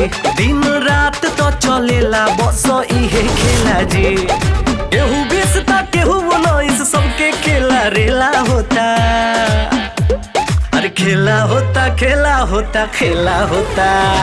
अरे खेला होता खेला होता खेला होता। खेला होता खेला होता बड़का खेला। खेला होता खेला होता बड़का खेला।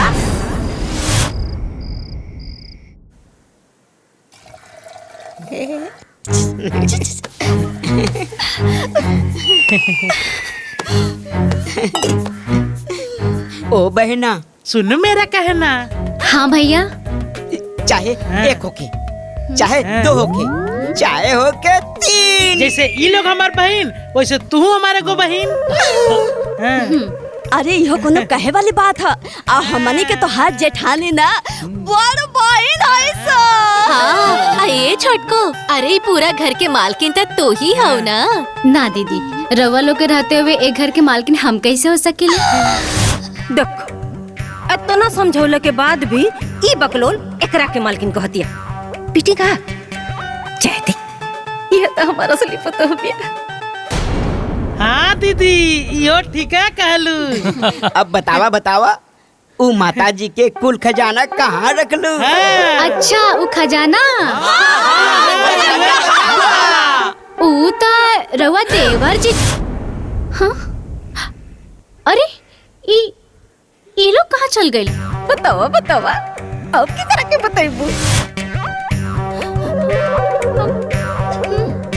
कहाँ चल गए लोग?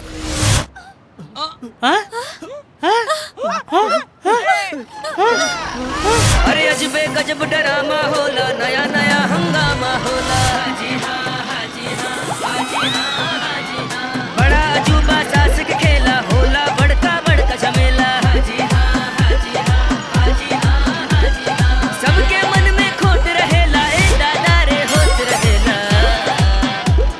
सास बहू और साजिश, सास बहू और साजिश, सास बहू और साजिश।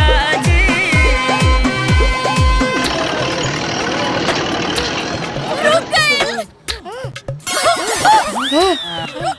रुक गए, हमने बच गए नहीं सर।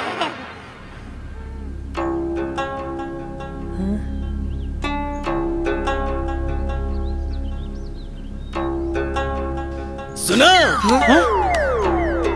धोनी के घर के पीछे 3 लग्गी दूर 10 कदम दक्षिण 3 कदम पूरब जौन भी जगह बाना ओकरा 3 फीट नीचे एगो कलसी दबल बा।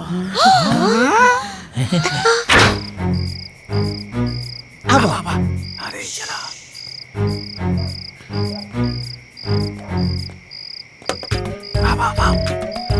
अब घर के पीछे तक तो आ गई। अब इसे 3 लगी आगे। हाँ आगे बढ़ो। एहर हाँ हाँ चलो बस 1 2 हाँ 3 देखो बस हो गई। 3 लगी तो हो गई। हाँ अब 10 कदम दक्षिण। आवा आवा 1 2 3 4 5 6 7 8 9 10 कदम। रुका 3 डेंग पूरब। हाँ 1 2 3 आवा यार साराम तोहर कदम चले टोई टोई करके यार आवा हटा।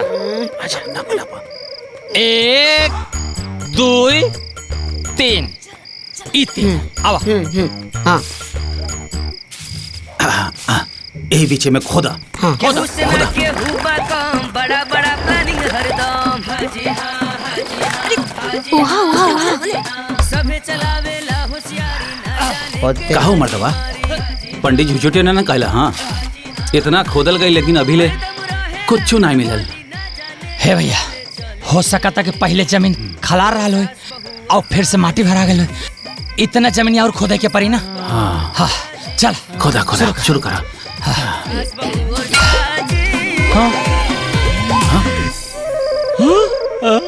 मिल गई।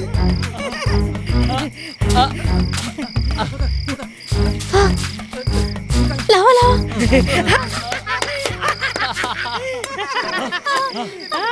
खजाना मिल गई।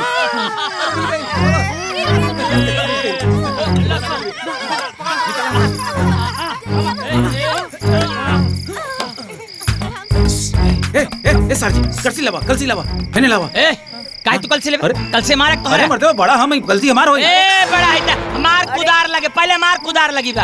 अरे यार 3 घंटा से हम खोदे तनी तो हमार ना भाई। अरे 3 घंटे से कहता हम दारू ले रहे थे का 3 घंटे से खोदे। देखा भाई बात गड़बड़ा जाए पहले बता दे कल से हमले भैया। ए बड़वा रहते तो हरीच्छा मनी की आंखें। अरे देखा हमर बात। अरे सुना अरे वो लोग कल से लेके भाग गए। आओ देखो। हाँ देखो। अरे आवा भाग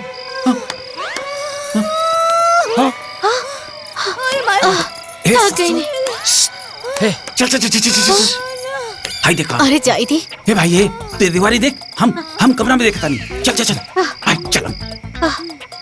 ए दीदी अरे हमारे छोटू मोटू ऐसे न करी है। सही बात अरे रे वो लोग ऐसे ना कर सकेला। वो है ना वो ऐसे ना करी है सन। ये अलसी कल से कुछ गए कहाँ? वो दोनों गए कहाँ? वो है ना कितना खोजता नहीं कुछ पता ना चला। सही बात अरे रे बड़का जासूस बुलवले रालुआ सरवा बेईमान निकल गई सब लेके भागल। मोर भाई ऐसे ना कर सकता। हे तो कहाँ चल गए? हाँ अंदर ध्यान हो गया का? पता था 1 नंबर की मिल जाए तो बोटी बोटी काट दी। अरे पगला गेल बड़ा का बोटी बोटी कर देबा। हमार भाई ऐसा ना कर सकता। 1 नंबर के तोहर भाई चोर बा। 1 नंबर के बेईमान बा। 1 नंबर के बा। तू दोनों जना कान खोल के सुन ला, ओकनी के साथे साथे दोनों जने के खैर नहीं खे। ज्यादा बोलता रहे।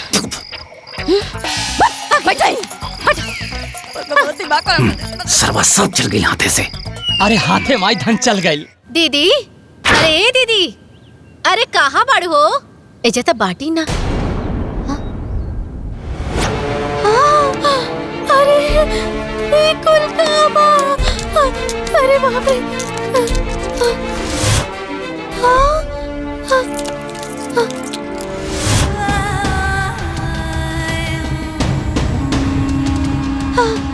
दीदी, अरे दीदी, दीदी हो। का है रे, का चिल्लाता रही? हाय देख, हाय तोरा तकिया के नीचे सोना के सिकाइल कहाँ से? देखो।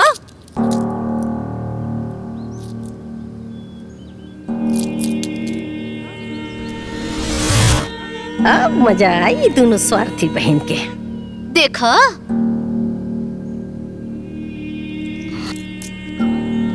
हमरा के का पता?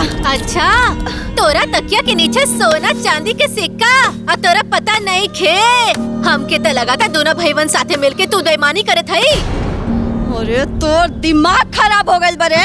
अरे हमार दिमाग तो खराब पड़ले बा, तोर तो नियत खराब हो गइल बा। अरे हमरे नहीं पता रहे कि हमर सब बहिन संपत्ति के लालच में इतना गिर जाई। अरे खुद तक गिरिए गेली, दोनों भाईवों के गिरा देली। अरे तू चोटी नंबर 1, लालची नंबर 1, अरे तू कमीनी नंबर 1। अरे तो पगला गइल बरे। अरे बाप, एक तो चोरी ऊपर से सीना चोरी। ले, समझ में आई? हाँ, और चाटा दी। रुक, तोरा के हम बतावता नहीं। हम पगला बरे। हम तू चोरी करबो, चोरी करबो तू बरे। चोरी करबो त लड़के करे। तू चोरनी बाड़ू, तू चोरनी बाड़ू। आधी छोड़ पूरी को धावे, आधी मिले न पूरी पावे।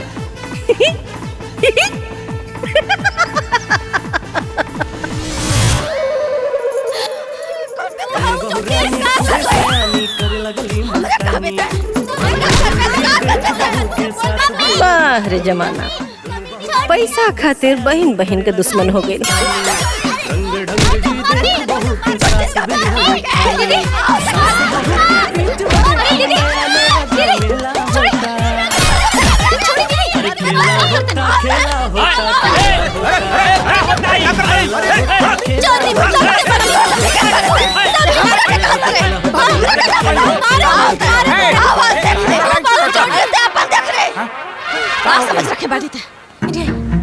माँ जी के पूरा गहना दीदी बेईमानी कर लेला। सोना चांदी सब उनका कमरा में देख ले आई। इधर को तरह के माँ जी के सारा सोना के सिक्का सब कुछ हम चोरा देख, कितनी निर्लज्ज बानी सा। ओ भाई भी हमरा पतो से छुपाव तरी सा। अरे तू दोनों इतना बड़ बेईमान हो गए ले सर रे। उल्टा चोर कोतवाले डांटे। सास बहू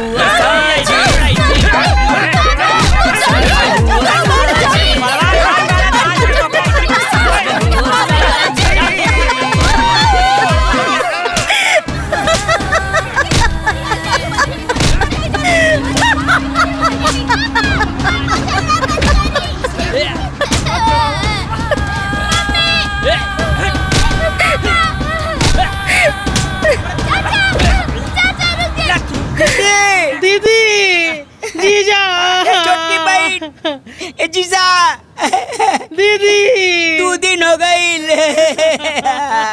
अरे कोई बाहर निकाला हमके। अरे सुना था क्यों? मोटका छोटका कितना चिल्लाता रहा सरे? कितना चिल्लाला? बाकी तोहनी का आवाज बाहर जाए वाला नहीं खे। क्या बा? क्यों ना सुनी तोहनी का आवाज? क्या बोला था? कहने से बोला था? कहने से बोला था? आवाज आवा था? छोटू, मोटू, हाँ सुन ला कुछ। क्या कर आवाज आवा था? ए भूत जी, केने बारू सामने आवो ना, हम माफी मांगा तानी। तोहनी का हाल करे वाला हम ही हैं। तोहनी के दीदी के सास का आत्मा। आत्मा जी, सासू माता जी गोर लगतानी। हमने बताई कैसे, हमने के ये में कौनो दोष नहीं के। अरे सारा दोस्त दीदी जीजा के बा, ओ लोगन की नियत में बेईमानी आइल बा। सही बोला था। दीदी के नियत में बेईमानी समाइल बा और तोहनी के नियत में रे कितना उल्टा सीधा बोलले बड़ा सा हमरा के। क्यों न सुनी तोहनी के आवाज? यही कमरा में बंद करके तोहनी के सड़ा दे। माता जी हमने घर छोड़ के चल जाए। चिल्ला, क्यों न बचाई तोहनी के? और चिल्ला, आवाज बाहर न जाई तोहनी के।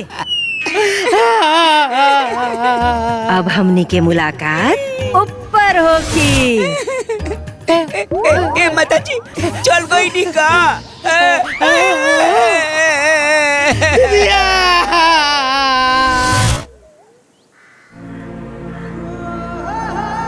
सुमन, सुमन। हाँ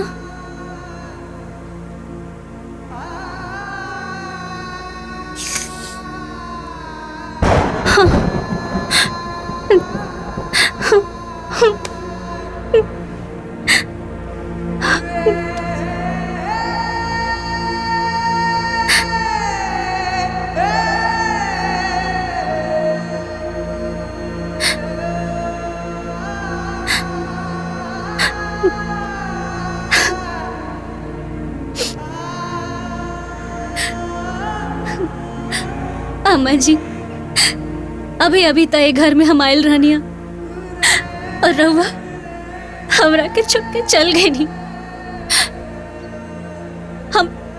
हमरा और बहू होके के फर्ज भी ना निभा पाऊनी। फर्ज भी ना निभा पाऊनी। सुमन, हमरा तो लागत है कि माई बस हमनी के बियाह खातिर रुकल रही।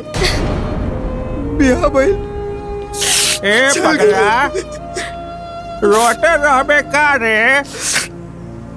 अरे तोर और तोर बड़की माई के साथ इतने दिन तक भगवान के किताब में लिखल रहल हरे। मत रो, चुप हो जा। मन छोट मत कर, अधीर मत होखा। कल 10 गाटर है, कुल टहने लोग के करे के है। अब मन मजबूत कर और करे के तैयारी कर।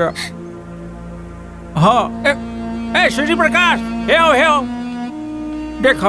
हाँ, कल कौनो टाइम ना मिली। सब जितना खरीदारी करे के हो ना आजे कइला, फुर्सत ना पाइवा कल। आ जा बाजारे। ठीक बा फूफा। हाँ बाकी वो हमनी के का खरीदब का ना, तू चला ना हमारे साथे। चला ए बबुआ।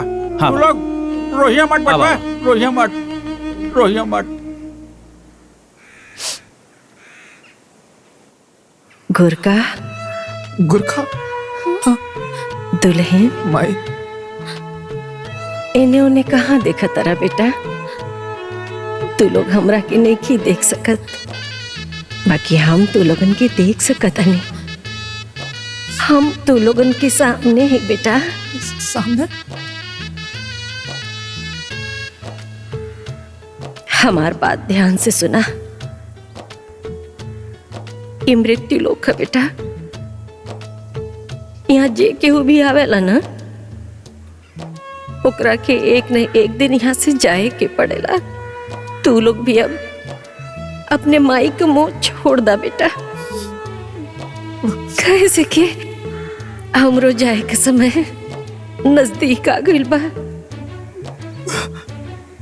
हमारा आशीर्वाद हमेशा तू लोग के साथ रही।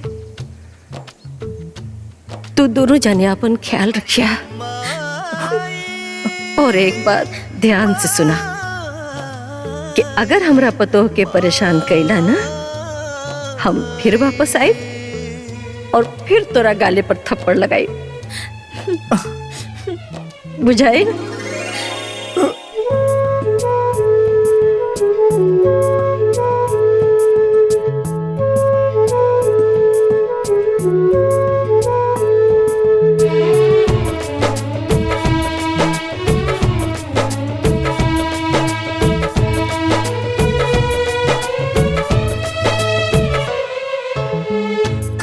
कैसन रीत कैसन रचना छूटे आपन टूटे कल्पना माया मोह सगे संबंधी माया मोह सगे संबंधी सब हो जाला रे बेगाना खेल खत्म हो जाए जहिया है जाना रे जाना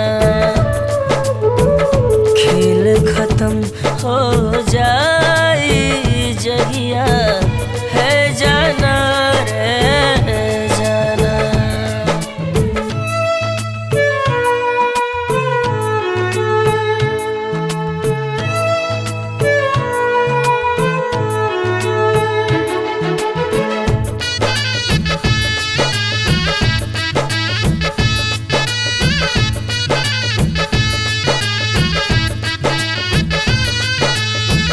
आना जाना जग के रीते फिर भी मोह न जाला हो जन्म के दिन ही भरा खेता मरण के दिन भी लिखाला हो झूठा हूँ के जुड़ल बाटे जग में सब तना रे बाना खेल खत्म हो जाए जहिया है जाना रे जाना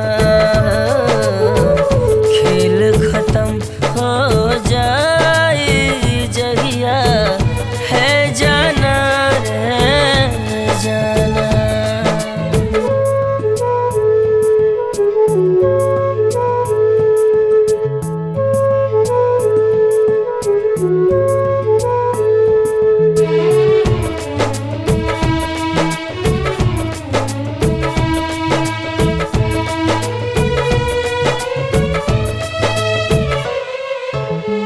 बड़ा रे सतावे बड़ा रे रुवावे अंत समय हो विदाई के छोड़े वाला छोड़ के जाए अपना जन के रुवाई के माटी देह मिली माटी में सब माना रे माना खेल खत्म हो जाए जहिया है जाना रे जाना खेल खत्म हो जाए जहिया है जाना रे जाना।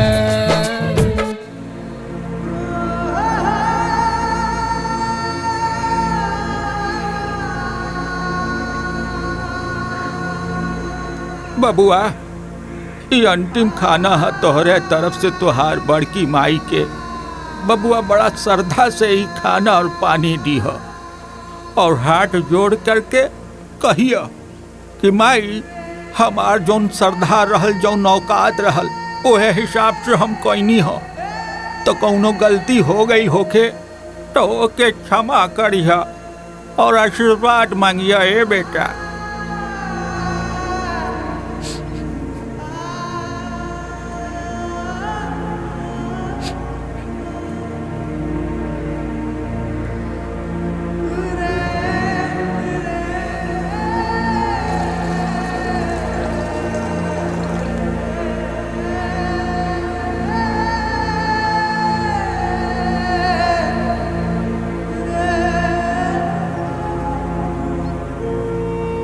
हे माई आज हमरा तरफ से तोहार अंतिम खाना बा। हमरा जितना शक्ति रहल हम कहीं अगर हमरा तरफ से कोनो गलती भैल तो हमरा के माफ करिया और तू जहां कहीं भी बाड़ू हमरा ऊपर अपन आशीर्वाद बनाए रखिया।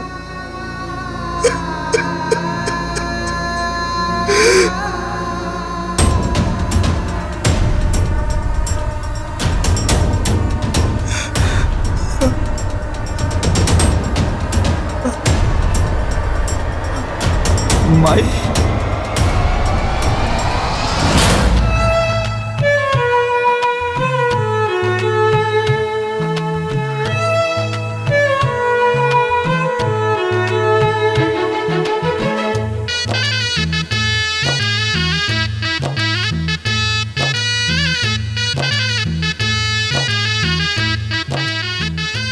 वो जादू करनी हिया, जादू टोना से के आइल बिया, सारा खेला उहे खेलतिया।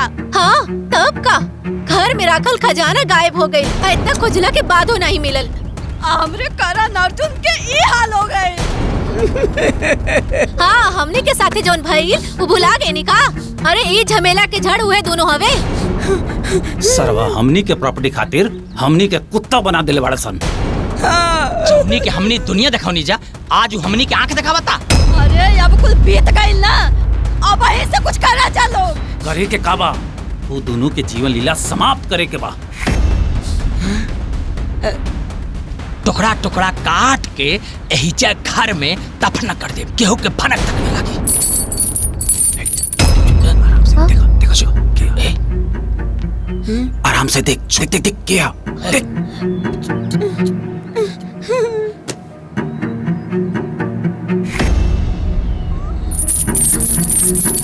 ए जी वह दोनों सनहन हो। आज ओकनी के समाप्त कर देवे के बा एकदम। है सातरा जल्द से।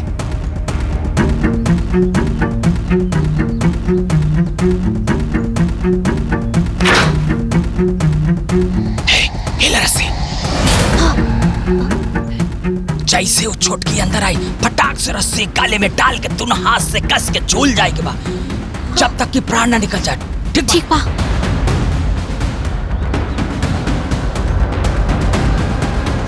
सब लोग तैयार बड़ा? हाँ तैयार बानी।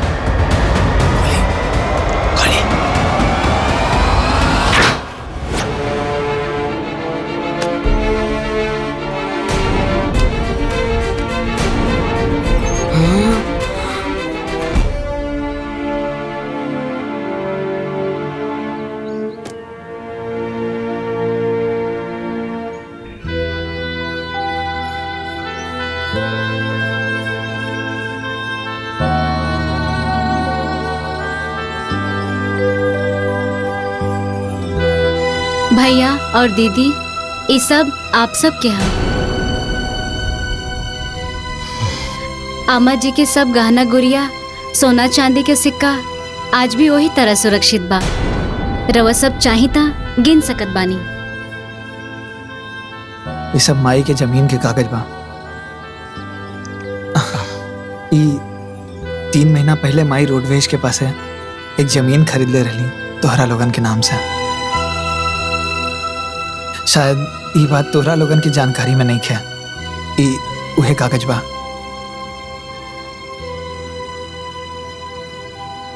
और ये अम्मा जी के बैंक के बैलेंस और ये एफडी के कागज है। ये सब आप सब के हैं। और भैया तोहरा के तो पता बा ना कि जब हमार माई मर गल रहनी त तू हमरा के गोद में ले आके बड़की माई के दे देले रहला। ये अनाथ का अगर केहू सहारा बनलस तो वो तुहे रहला भैया। और मजला भैया तो हमरा के कब्बो खुद से दूर ना कैली।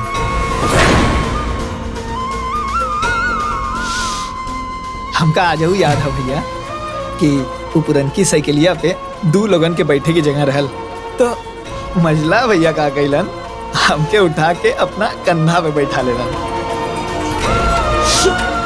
और भाभी लोग तो हमरा के कब्बो अपन चचेरा देवर ना समझनी। तू जाना तारे सुमन? हाँ। हम एक बारी भैया के साथ है भाभी लोगन के नैहर गई। वहां पे भैया के बहुत नीक कपड़ा मिलल और सेम टू सेम हमों के मिलल। और पता है का भाई हमके 1001 रुपया भेंट मिलल। पूछ ला भाभी से। और भैया लोग, हम तू लोगन से बस यह कहा चाहता नहीं कि माई के चल जाए के बाद हम लोगन की दुनिया में तू लोगन के सिवाय और कोनो सहारा नहीं है। जैसे सारा जीवन अपन बड़की माई की सेवा करनी, वैसे तू लोगन की सेवा करे चाहता नहीं। हम तोहर भाई है, हमरा के गहना गुड़िया धन दौलत जेवर जेवरात इकुल नहीं खे चाहता नहीं। हमरा के बस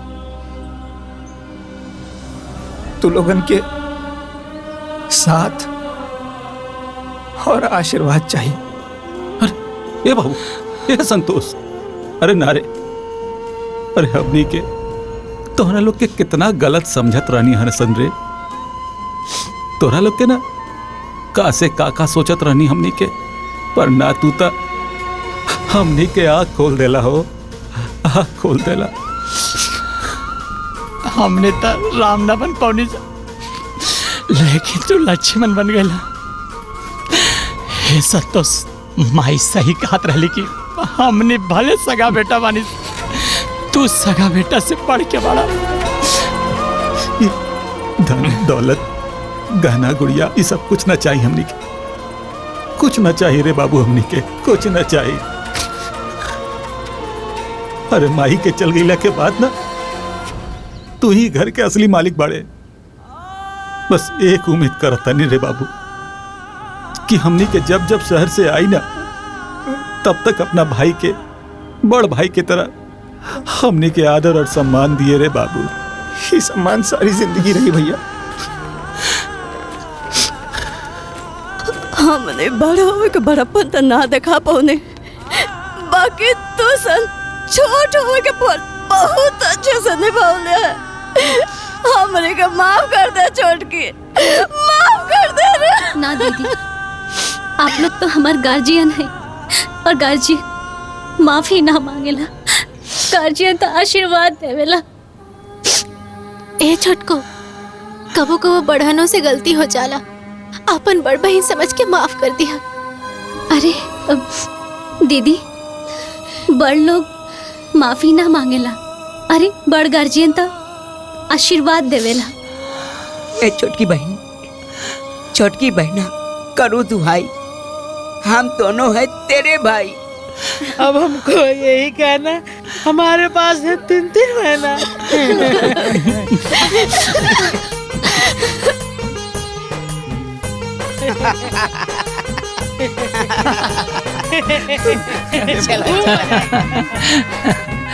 तब भैया अब कब आई लोग? अरे जब बुलाइबा लोग तब आ जाई। सही बात बा देवर जी, तोहनी सब बुलाइबा तबे नु आए। अरे दीदी, एमे बुलावे के का बात बा, रवा लोग इनके आपन घर है, जब मन तब चलाई।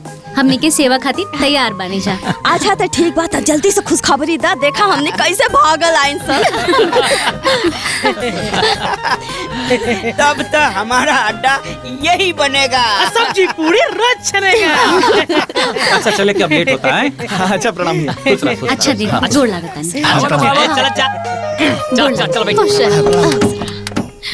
खुश रही, खुश रही, अपन ख्याल रखिया। अरे हवा लोग लेट होता। चल चल, तू लोग अपन ध्यान रखिया, हाँ? और मौका मिले तो हमनी के लगे आइया। ए देवरानी जी, हमरे देवर जी के ख्याल रखिया, बच्चा रोवे के ना चाहिए। अच्छा चला तक, bye bye bye bye by.